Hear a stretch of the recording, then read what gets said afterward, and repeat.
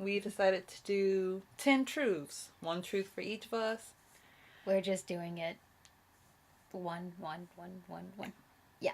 Back and forth. Back and forth. So we're just gonna just put our interesting truths about ourselves out there. Um, So you probably might want to keep count as well. I'll try my best to keep count. I'll keep count too. So Okay. So we're on truth number 1 for each of us. Do you want to go first or me?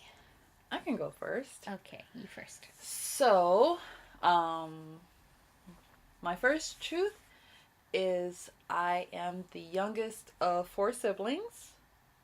All 3 of my siblings live down south in different areas, so I'm the only one up north in our general area. Midwest. Yes.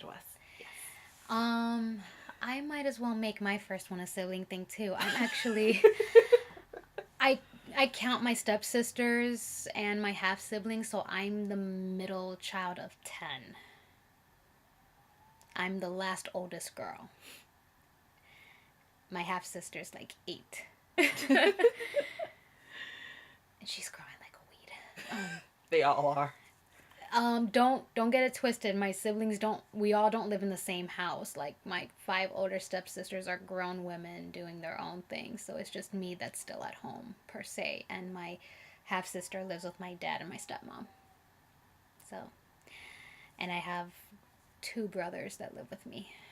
Third is the half brother that lives with my dad.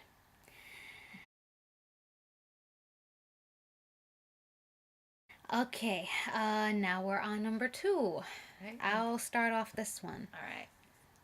I don't know if you guys have noticed, but I am such a big nerd for Pokemon. Gosh, I followed the show forever, and I've been playing the game since Game Boy Color was still relevant. And I've been playing the new game since, and I will have to say, out of all the Pokemon that exist, my favorite one would have to be Lugia. If you haven't seen that movie and seen how majestic that Pokemon is, that's the reason why. Your turn. Well, I guess I'll go off of you. I've also been a Pokemon lover since I was at least in kindergarten.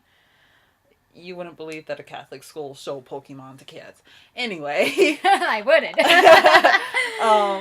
For my favorite Pokemon, I would actually... Lugia is up there. Mm-hmm.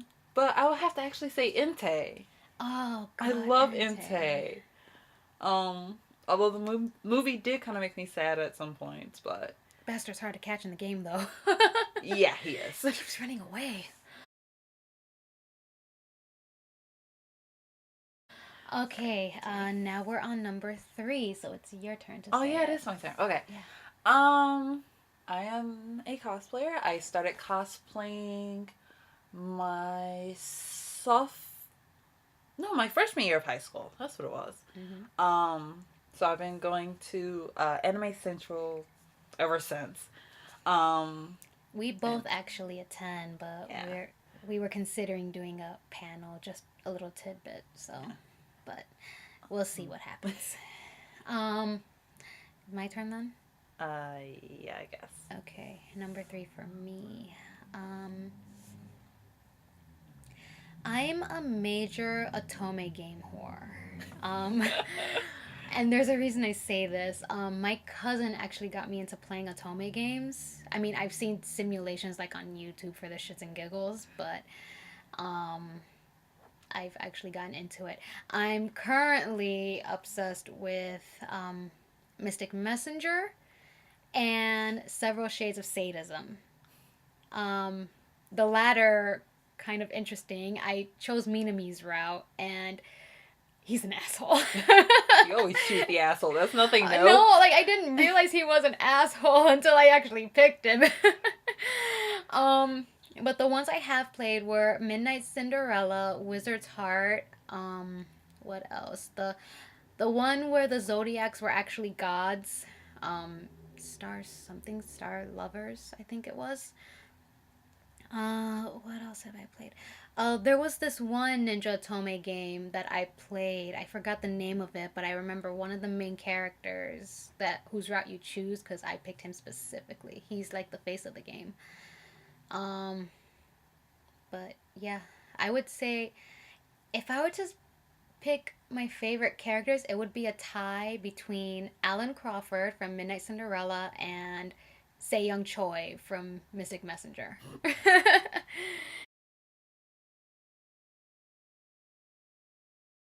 Alrighty, so we're on number 4. Okay, so it's my turn. Uh,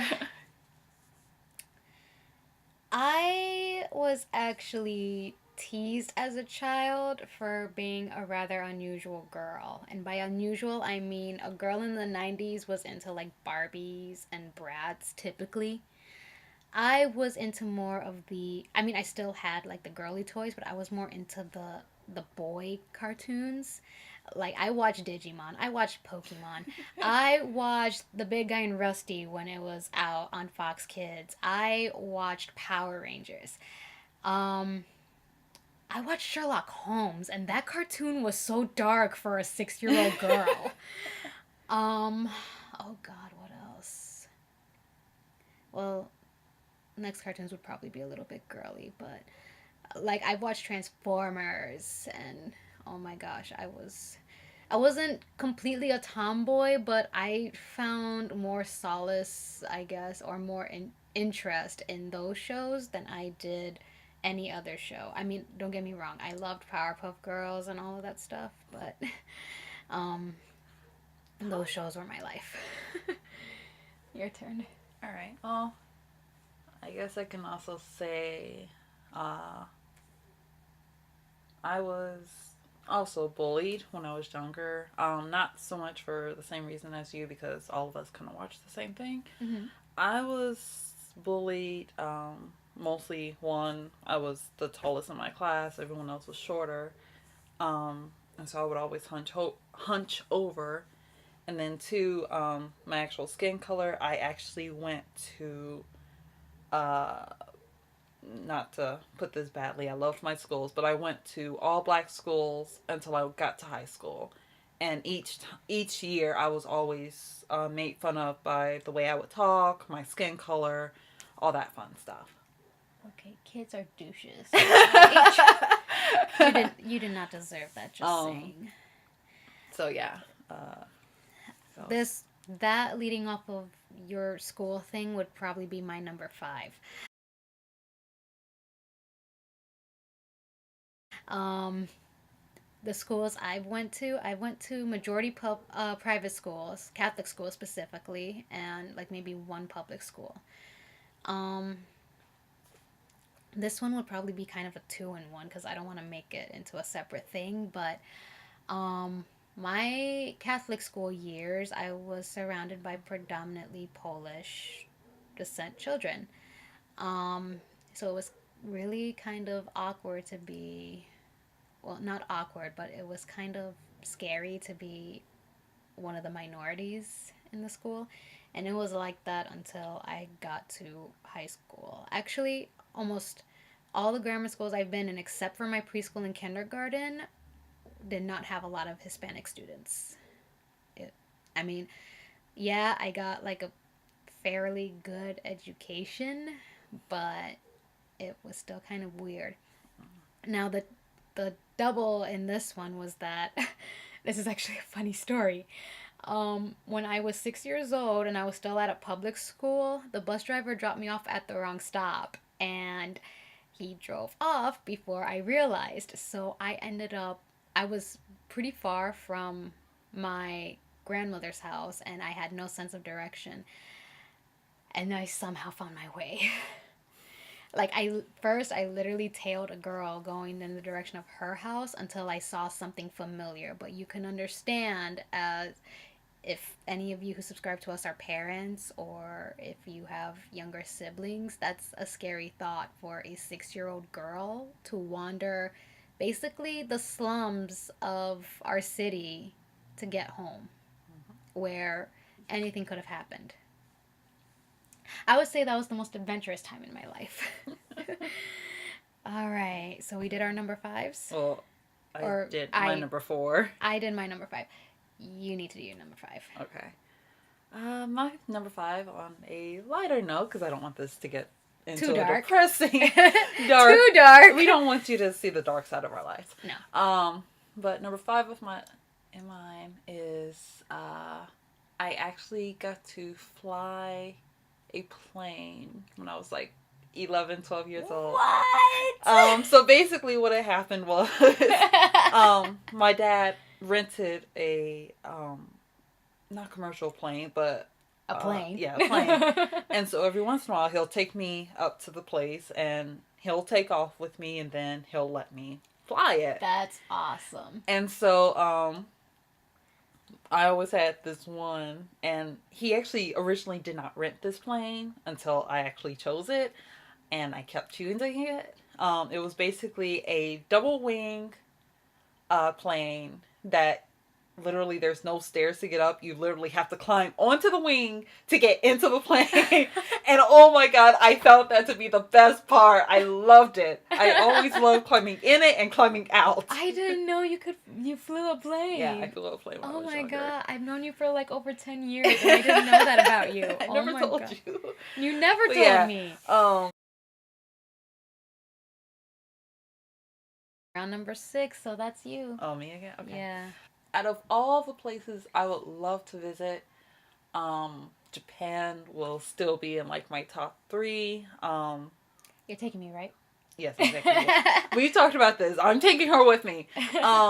Mostly because like I see a lot of pictures. I've talked to a lot of people who either lived in Japan or actually are still living in Japan. I have a couple of pen pals and like face-to-face video chats with Japanese people. So I help them with English, they help me with Japanese, and yeah, so hopefully you teach me some. Number 6 for me. Despite the fact that I'm Hispanic, my Spanish sucks. I would have to be, and this is for adulting ears, I would have to be drag out drunk in order to speak Spanish. I don't know what it is, but I have like I guess a conscious inhibitor that prevents me from speaking Spanish properly, like in full sentences for full conversations. What's funny enough, I can register other languages through music. That's how I've managed to learn how to sing songs in Japanese, Russian, and I did try a little bit of Spanish. It's a lot harder trying to relearn your mother tongue when you should learn it already. I have gotten a little bit of flack for it because, how are you not speaking Spanish? I can't speak Spanish. You guys speak English to me in the house. That's literally all it was.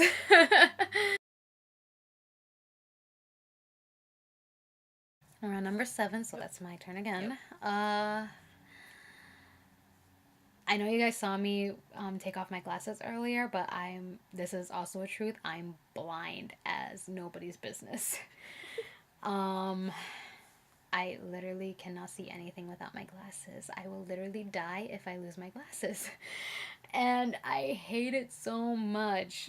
Now, if they can make contacts where I just, like if it was an eye drop form, like you just drop an eye drop in your eye and it works like a contact and then dissolves at the end of the day when you, like, take a shower and wash out your eye, that'd be great. But other than that, like, I'm blind. Right now, I'm blind. Your turn. My number 7.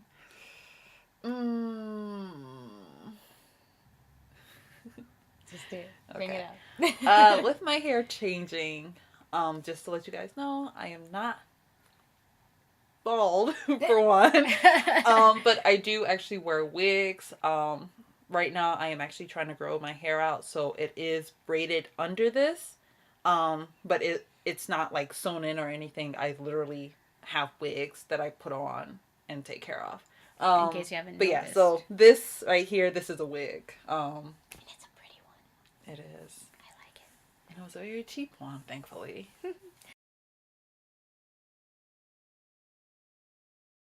Okay, now we're on number 8. Yep. So that's you. Oh, that's me again. Okay, Yep. crap. All right. I do have a small business called Teasers Pearlers. That I sell little perler beads. I don't have any That's my in phone. here. Okay. I sell little perler sprites or big sprites. I have done big ones. But yeah, so there we go. My number 8. I used to go to school for graphic design. I'm still rather good at it, but I don't really dabble in it as much as I used to anymore.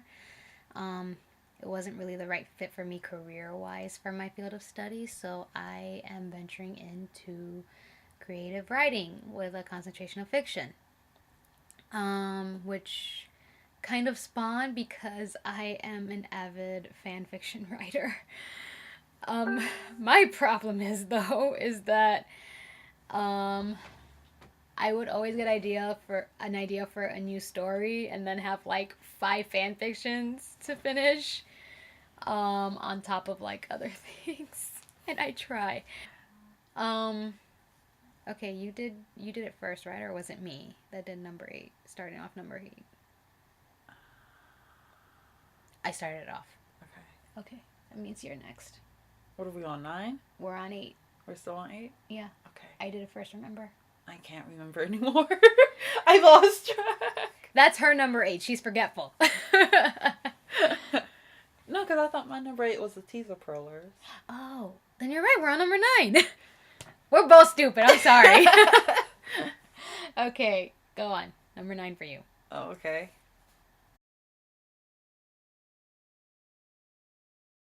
I know we mentioned this in a video before, but I'm going to mention this again. I don't know if this is kind of a cheating thing, but when we're doing fan dubs, I'm usually, for some reason, cast as the villain. It's not cheating per se. You just have a good voice for it. I don't know how. Have you listened? You guys have to have listened to her do Mother Gothel. You'd have to agree with me. But Well, they won't know about Mother Gothel. the because- Mother Gothel death that we did. That's your Oh, good okay. villain voice. Okay, yeah. Okay, I forgot about that one. We were on number 9. All right. So I was talking about the villain stuff. Yes. All right. In the vein of her specializing in villain voices, number 9 will probably be my specialization.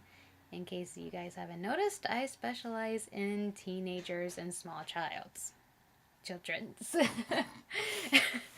the walking offspring demons. Spring. I don't know why, but I think my most well-known specialty is Ariel from The Little Mermaid.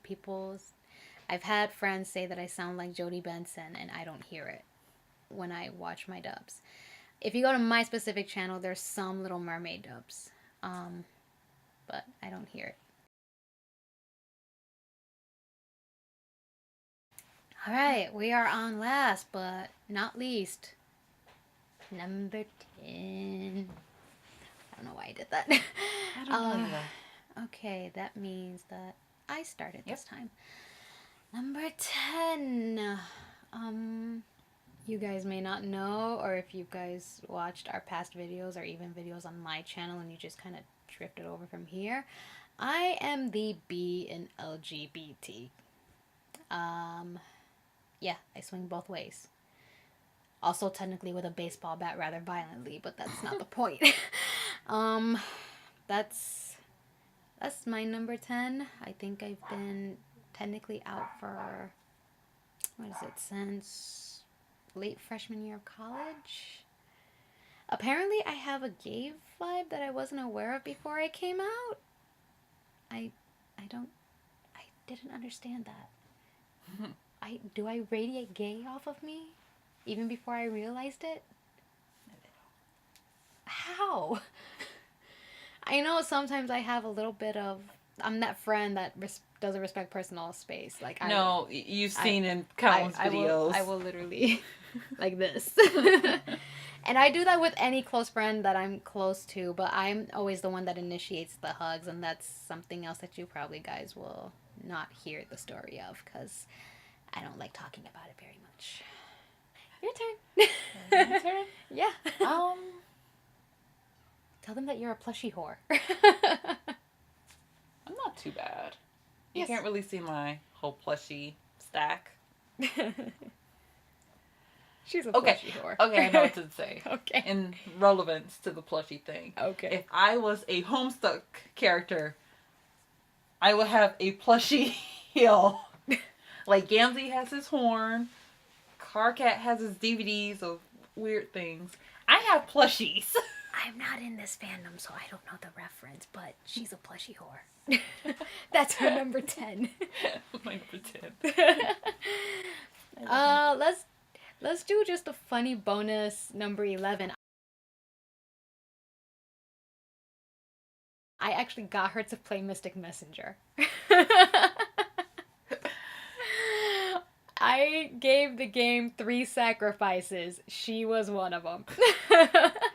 I don't know if I hate you or love you for that. You love me because you wouldn't have known about Zen. That's true, but Oh, then I also wouldn't have known about Seong and Satan. My boys. I If love you my haven't boys. played Mystic Messenger, play it. We're not spoiling anything. We're not spoiling nothing, but oh my god, it's like a soap opera. That's all I'm gonna say. It is. You think it's an Otome game, but it's just literally like I'm gonna rip out your heart and stomp on it. You just want to make everybody happy, but you can't. You cannot. Zen tries so hard when you're on another round. It's Zen so tries funny. I'm already gonna cry. Zen tries so hard. It's so funny. Oh. I feel so bad, but I also laughed. But I live for his phone calls. For those of you who have played and you're into Zen, like his phone calls give me life. Alrighty, that's our 10 random truths about us. Yeah. With the extra bonus in between for you guys. Yep. So, shall we be off? Yep. We are off. Bye.